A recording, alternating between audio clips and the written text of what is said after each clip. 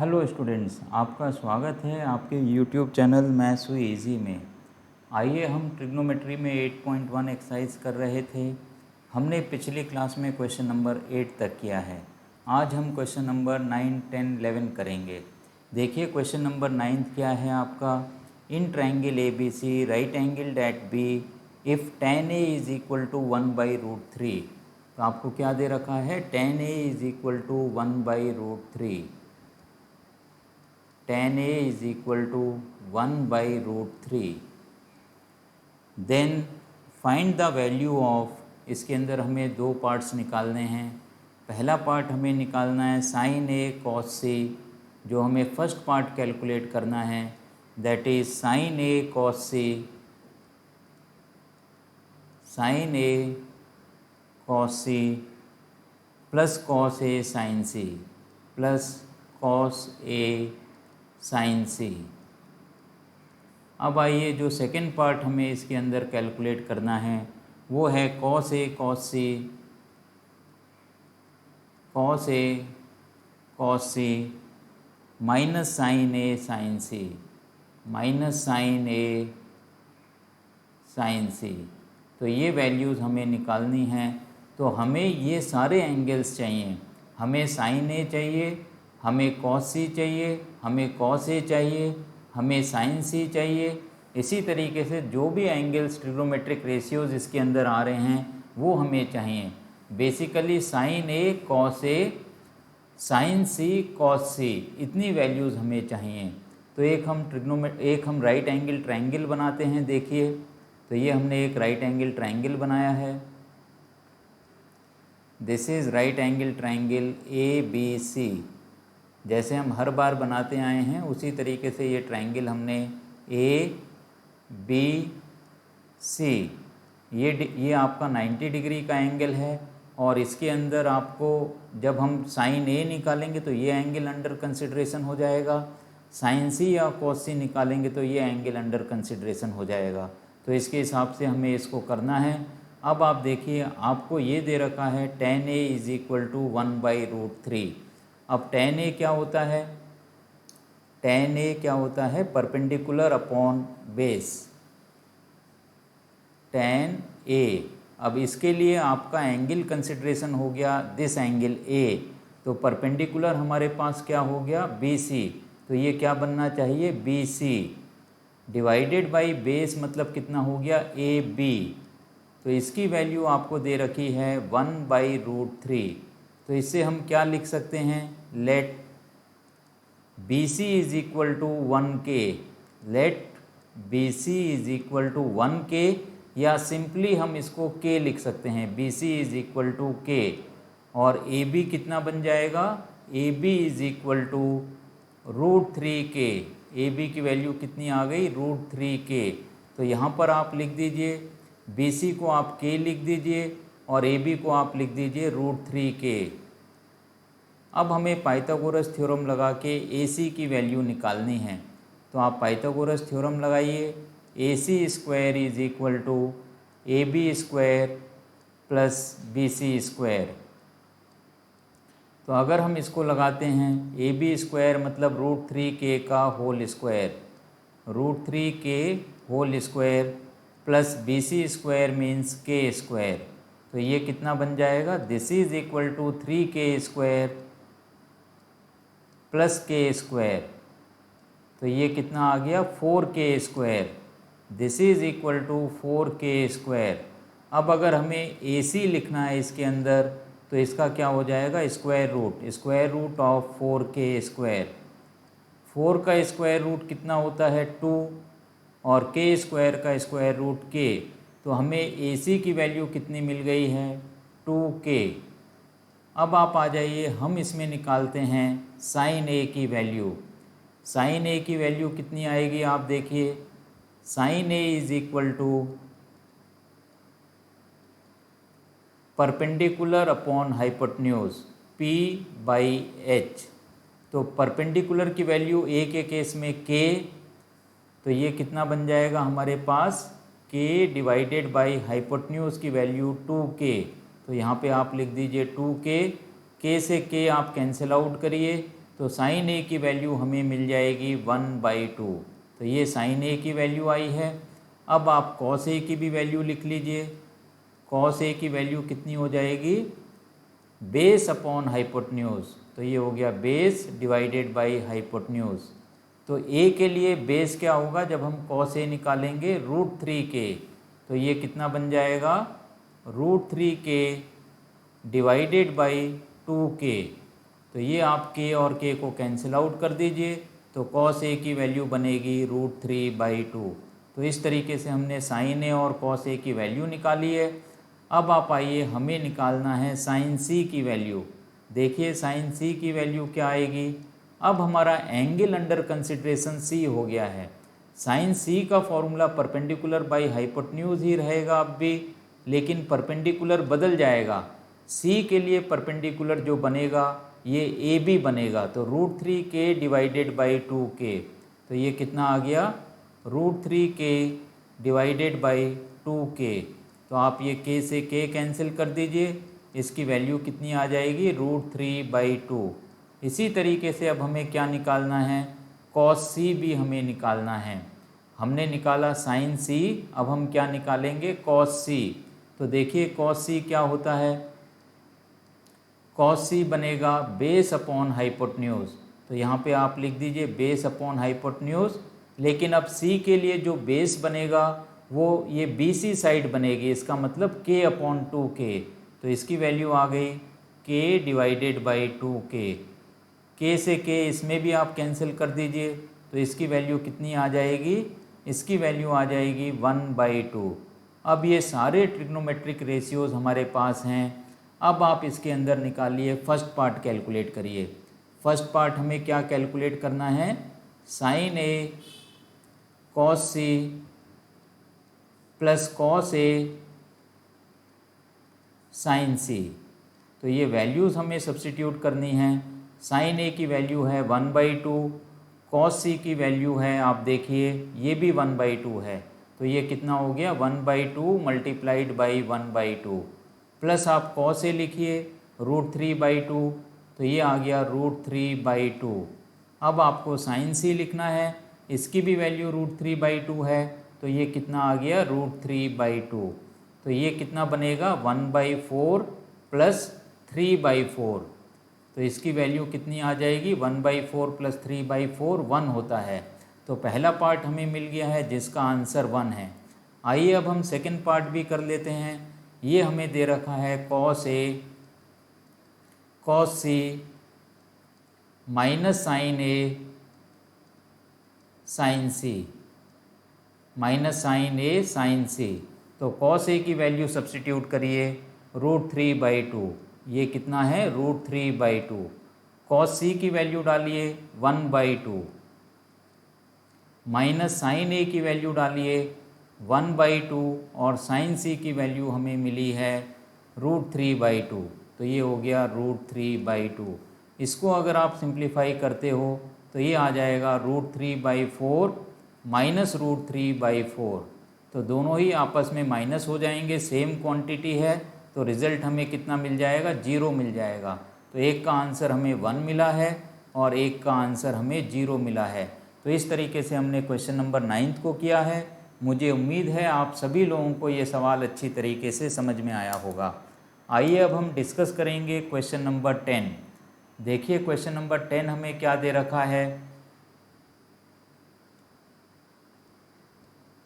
Question number 10 के अंदर in triangle PQR right angled at Q, PR plus QR is equal to 25 centimetre.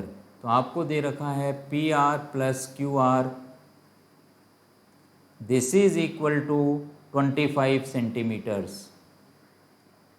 इन दोनों का सम जो है 25 सेंटीमीटर दे रखा है, and PQ is equal to 5 centimetres. हमें क्या दे रखा है, PQ is equal to 5 centimetres. PQ की वैल्यू अलग से हमें 5 सेंटीमीटर्स दे रखी है। Determine the value of sine P, cos P and tan P। हमें क्या निकालना है, साइन P की वैल्यू निकालनी है, कॉस P की वैल्यू निकालनी है और tan P की वैल्यू निकालनी है। तो सबसे पहले आप एक राइट एंगल ट्रायंगल बनाइए। तो इस तरीके से हमेशा की तरह हम एक राइट एंगल ट्रायंगल बना रहे हैं। देखिए, this is right angle triangle, ये आपका 90 डिग्री हो गया है और इसके अंदर ये लिखा भी हुआ है कि राइट एंगल एट क्यू। तो ये आपका क्या होना चाहिए, वर्टेक्स ये क्यू होना चाहिए, दिस इज़ क्यू। तो आप इसको पी लिख सकते हो और इसको आप क्या लिख सकते हो, आर लिख सकते हो। तो इस तरीके से एक राइट एंगल ट्रायंगल हमने बनाया है। अब आप देखिए आपको क्या दे रखा है, P Q is equal to 5 centimetre. तो ये हमने यहाँ पे लिख दिया 5 सेंटीमीटर। अब आप इसके अंदर क्या करोगे, let Q R is equal to X. आप एज्यूम कर लीजिए let Q R is equal to X centimetre, और आप एक और लेट कर लीजिए P R is equal to Y centimetre, P R is equal to Y centimetre. तो ये क्या हो गया, क्यू आर आपके लिए x हो गया और ये आपके लिए y हो गया। अब आप देखिए आपको क्या दे रखा है, P Q plus Q R is equal to 25, P Q plus Q R this is equal to 25। तो जो वैल्यूज़ हमने एज्यूम करी हैं या जो हमें वैल्यूज़ दे रखी हैं वो हम इसके अंदर सब्स्टिट्यूट करेंगे। पी आर की वैल्यू क्या है, ये आप देखिए, ये पी क्यू नहीं, ये पी आर है, P are plus Q are है। तो इसको आप लिखिए पी आर, पी क्यू ना लिख के इसको हमें क्या लिखना है, पी आर लिखना है। सवाल के अंदर ये पी आर दे रखा है, this is equal to P R. P R की वैल्यू हमें दे रखी है, P R is equal to Y. तो ये कितना आ जाएगा, Y plus X this is equal to 25। ये हमें दे रखा है। या इससे हम ये लिख सकते हैं y is equal to 25 minus X, Y is equal to 25 minus X. तो ये y की वैल्यू आ गई है। अब आप ये राइट एंगल ट्रायंगल कंसीडर करिए पी क्यू आर। तो आप लिखिए in right angle triangle P Q R, in right angle triangle P Q R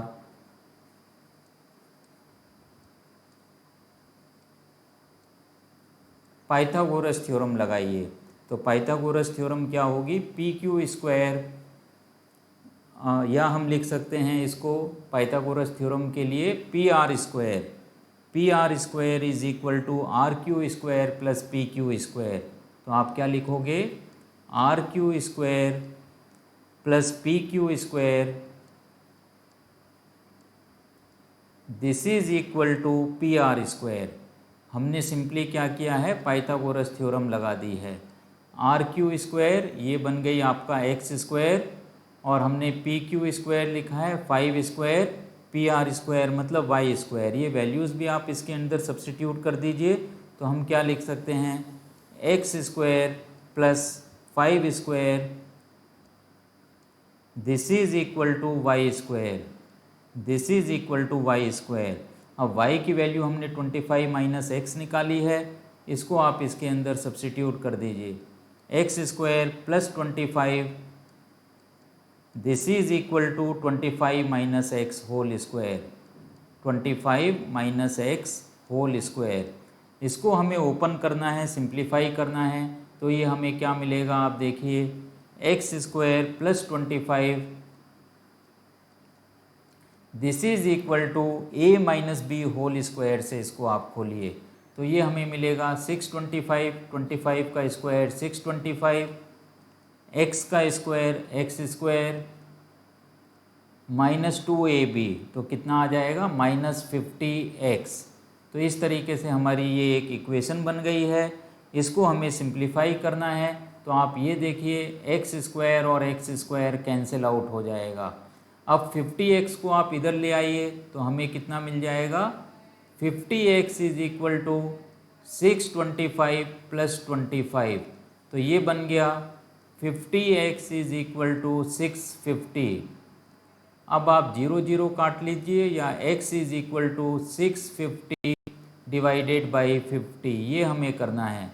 0 से 0 कट गया और 5 1 जा 5, 5 12 जा कितना होना चाहिए, ये 650 हमें यहाँ पे मिल रहा है। तो ये 600 एक्चुअली में मिलेगा, 625 माइनस 25 होगा ये। तो ये कितना मिलेगा हमें, 600 मिलेगा ये। तो इसको हम यहाँ पे ठीक कर लेते हैं। तो ये हमें मिल गया 625 माइनस 25, क्योंकि 25 को जब हम राइट हैंड साइड में लेके जाएंगे तो ये -25 हो जाएगा, और ये कितना बन जाएगा 600। तो ये भी कितना हो जाएगा आपके लिए 600 हो जाएगा। 0 से 0 कैंसिल, 5 को आप 60 से कैंसिल कर लीजिए, तो ये कितना आ जाएगा 12। तो x की वैल्यू हमें कितनी मिल गई 12 सेंटीमीटर मिल गई है। अगर x की वैल्यू 12 सेंटीमीटर है जो कि QR है, this is also equal to QR, this implies QR is equal to 12 centimetres, this is equal to 12 centimetres. अब हमें क्या निकालना है, y की वैल्यू निकालनी है।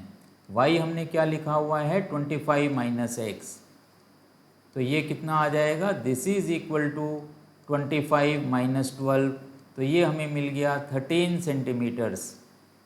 y की वैल्यू कितनी आ गई है 13 सेंटीमीटर आ गई है।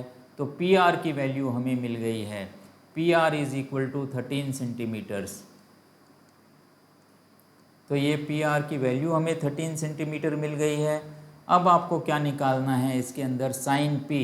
पहला पार्ट इसके अंदर जो है वो साइन P हमें कैलकुलेट करना है, फिर हमें कॉस P कैलकुलेट करना है। तो साइन P आप लिखिए, साइन क्या बन जाएगा आपके लिए, साइन होता है परपेंडिकुलर अपॉन हाइपोटेन्यूज, तो ये आप लिखिए P/H।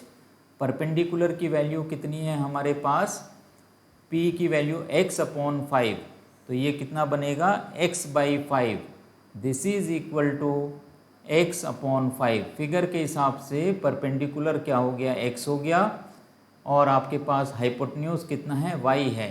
x की वैल्यू कितनी आई है 12, तो ये वैल्यूज़ आप इसके अंदर सब्स्टिट्यूट कर दीजिए, तो ये हमें कितना मिलेगा 12 डिवाइडेड बाई 13। y की वैल्यू 5 नहीं 13 यहाँ पे हमें लिखना है, ये x/y है क्योंकि हाइपोटेन्यूज y है हमारे पास, तो इसको यहाँ पे 5 नहीं लिख के हमें क्या लिखना है y लिखना है। तो ये हो गया x/y। तो इस तरीके से हमने साइन P की वैल्यू कैलकुलेट करी है। अब हमें क्या करना है, कॉस P निकालना है। तो आप लिखिए यहाँ पे कॉस P क्या बनेगा, बेस अपॉन हाइपोटेन्यूज। बेस कितना है फिगर के हिसाब से 5, तो यहाँ पे आप लिख दीजिए 5, हाइपोटेन्यूज कितना है y, तो ये वैल्यूज़ हमें सब्स्टिट्यूट करनी है 5/13, तो ये हमें कॉस P की वैल्यू निकली है। अब आपको निकालना है tan P। tan P क्या बनेगा, परपेंडिकुलर अपॉन बेस। परपेंडिकुलर कितना है x, बेस कितना है 5, तो ये कितना हो गया x/5। वैल्यूज़ अगर हम सब्स्टिट्यूट कर देते हैं, x की वैल्यू 12 है, तो ये कितना आ जाएगा 12/5। तो इस तरीके से ये तीनों पार्ट्स हमने कर लिए हैं। पहला पार्ट 12/13 एक आंसर हो गया हमारे पास, दूसरा पार्ट 5/13 दूसरा आंसर हो गया, तीसरा 12/5 ये तीसरा आंसर हो गया। इसके साथ ही ये क्वेश्चन नंबर 10 कंप्लीट होता है। अब हम करेंगे क्वेश्चन नंबर 11 को। देखिए क्वेश्चन नंबर 11 ट्रू और फॉल्स इस तरीके का कोई सवाल है हमारे पास। तो आइए क्वेश्चन नंबर 11, इसके अंदर हमें क्या दे रखा है, state whether the following statements are true और फॉल्स, जस्टिफाई योर आंसर। तो पहला पार्ट, पहले पार्ट के अंदर दे रखा है the value of tan A is always less then 1, तो इसका आंसर आपका होगा फॉल्स। तो आपको क्या लिखना है, फॉल्स। क्यों फॉल्स है, because value of tan A lies between -∞ to ∞, because value of tan A, value of tan या tan A lies in between -∞ and infinity, lies between -∞ to infinity। tan की value -∞ से infinity के बीच में कुछ भी हो सकती है। अब आइए सेकेंड पार्ट इसका, सेकेंड पार्ट हमें क्या दे रखा है, sec A is equal to 12/5 for some value of A, true. तो ये क्या हो जाएगा, ट्रू, क्योंकि cos A की वैल्यू हमेशा ही 1 से छोटी होगी या 1 के बराबर होगी। तो sec a की वैल्यू क्या हो जाएगी, ऑलवेज ग्रेटर देन और इक्वल टू 1। तो आप यहाँ पे लिख दीजिए true because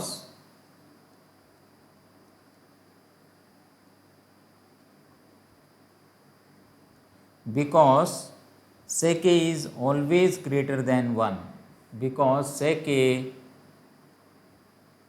is always greater than 1।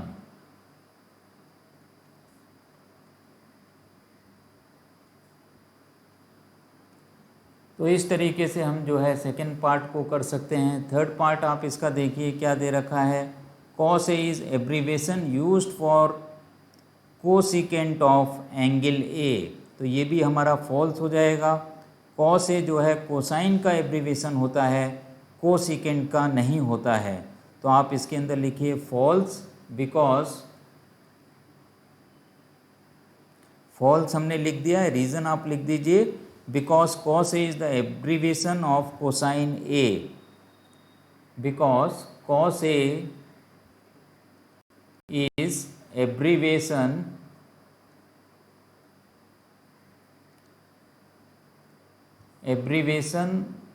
Of cosine a। ये हम इसके अंदर रीज़न दे सकते हैं। And for cosecant of angle A abbreviation is cosec ए, इतना भी लिख देंगे, ये भी चल जाएगा। अब आप आइए इसके फोर्थ पार्ट में, cot A is product of cot and A. ये भी आपका क्या बन जाएगा, ये भी आपका फॉल्स हो जाएगा। ये फॉल्स क्यों हो जाएगा, because cot A is just a symbol, because cot A is just a symbol, just a symbol। cot and a cannot be separated, and cannot be separated आप लिख दीजिए, and cannot be separated।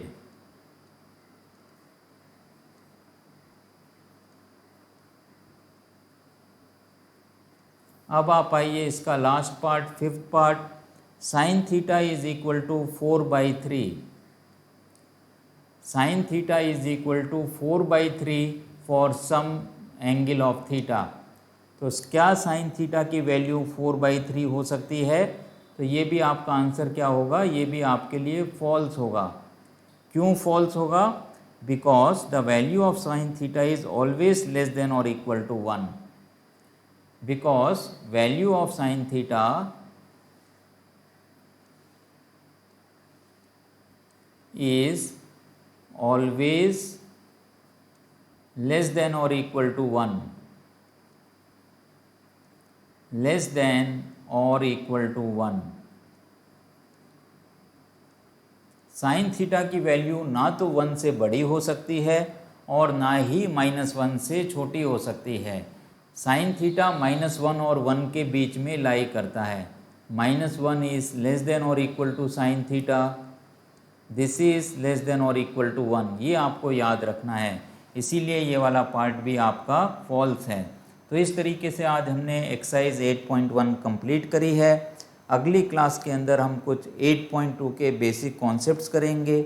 इसके साथ ही आज की class यहीं ख़त्म होती है। मैं उम्मीद करता हूँ हमेशा की तरह आपको ये सवाल भी समझ में आए होंगे। अगर मेरा पढ़ाना आपको समझ में आता है तो इस चैनल को ज़्यादा से ज़्यादा शेयर करिए, लाइक करिए और सब्सक्राइब करिए। इससे भी ज़रूरी जो नीडी स्टूडेंट्स हैं उनको इस चैनल के बारे में बताइए, जिससे वो भी अपनी पढ़ाई को आसान कर सकें। इसके साथ ही आज की क्लास यहीं समाप्त होती है। Have a nice day.